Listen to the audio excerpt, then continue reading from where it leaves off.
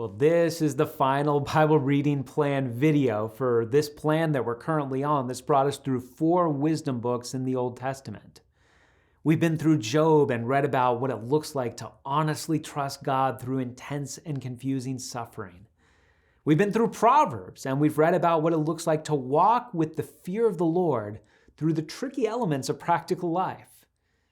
We've been through Ecclesiastes and read about what it looks like to hold on to God and to trust Him even when best practices don't always seem to work.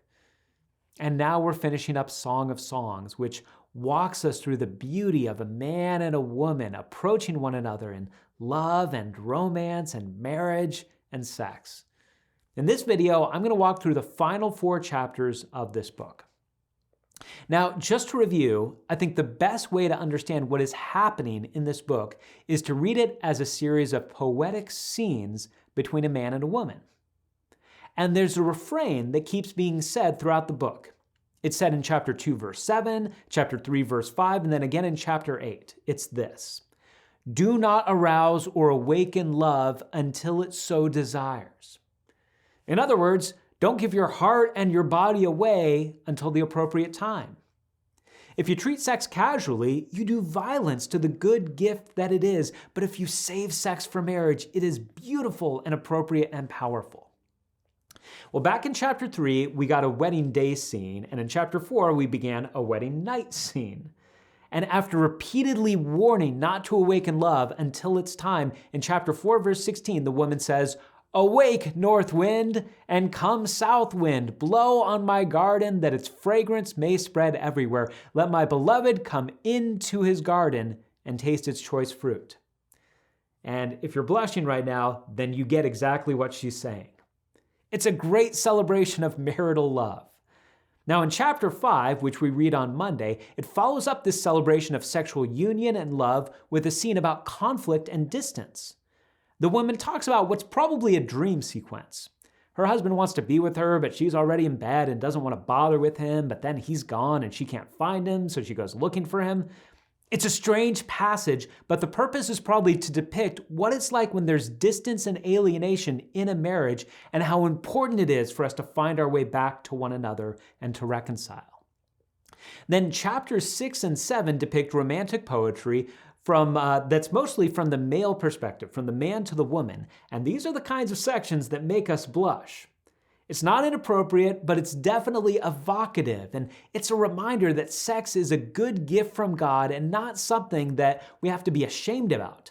It's not dirty or gross or shameful when it's within the covenant of marriage. Just as the man and the woman celebrate their love, we can celebrate the joy and closeness that can come in marital love. Then in chapter 8, we have some really powerful passages that close out the book. The woman says, "Place me like a seal over your heart, like a seal on your arm, for love is as strong as death, its jealousy unyielding as the grave. It burns like blazing fire, like a mighty flame." It's a reminder of just how powerful romantic love can be, and again, why it's so good in the right setting and so bad in the wrong setting. Fire is great, but when fire is out of its proper and contained setting, it's horrifically destructive. And similarly, sex is beautiful and wonderful and life-giving within the marriage between a man and a woman. But outside of that setting, it brings pain and betrayal and shame and exploitation. So whether we find ourselves drawn to sexual casual relationships or to pornography or to entertainment that depicts a flippant attitude towards sex, we need to realize that none of that reflects God's heart for us and God's heart for sex. Now, one more noteworthy passage in chapter 8 revolves around a discussion about what to do with a young woman who's not yet at the marrying age. And the wise response is this: "If she is a wall, we will build towers of silver on her. If she is a door, we will enclose her with panels of cedar."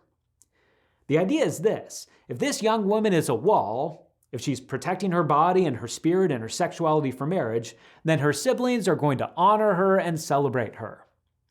If, on the other hand, she's a door, if she's giving men access to herself inappropriately, her siblings are going to hedge her in. They're going to try to protect her from her foolishness so that she won't end up with regrets. For those of us who are parents, these are wise words. And while they apply to young women in a special way, they really apply to both men and women. We want to celebrate young people who are wisely protecting themselves against sexual sin. And we want to protect young people who are foolishly making themselves vulnerable to behavior that will result in deep regrets later on. Eventually, everyone is going to have to make their own decisions, but when our children are under the direction of us, their parents, there's a strong responsibility for us to point them in the right direction. Now, what Song of Songs teaches us is an important message for our world today. Our culture tells us to identify ourselves by our sexual desires and instincts. That's a strong pull. And on the other side, some of us might feel freaked out by our sexual desires. We see them as dangerous and scary, but God's word tells us something different than either of these. There's a great celebration of God's gift of sex when a man and a woman share it in marriage, and there's also a warning that sexual desires out of control are deeply destructive. We see the power of sex both for great life and beauty and for great pain and sadness, and we yield this area of our lives and all others to Jesus and to his wisdom and guidance. And this ends our 3 months through the wisdom books in the Old Testament. They're all a reminder to us that if we want to be wise, we start with God. The fear of the Lord is the beginning of wisdom, and they're a reminder that God's wisdom is desperately needed for when the storms hit. You know, when it's pouring down rain, that's a bad time to try to move your house from the sand to the rock. Build your house on the rock now so that we'll be ready for the inevitable storm. And stay tuned, because on April 1st, we start a new Bible reading plan. Soon I'll be back with the first video on that one.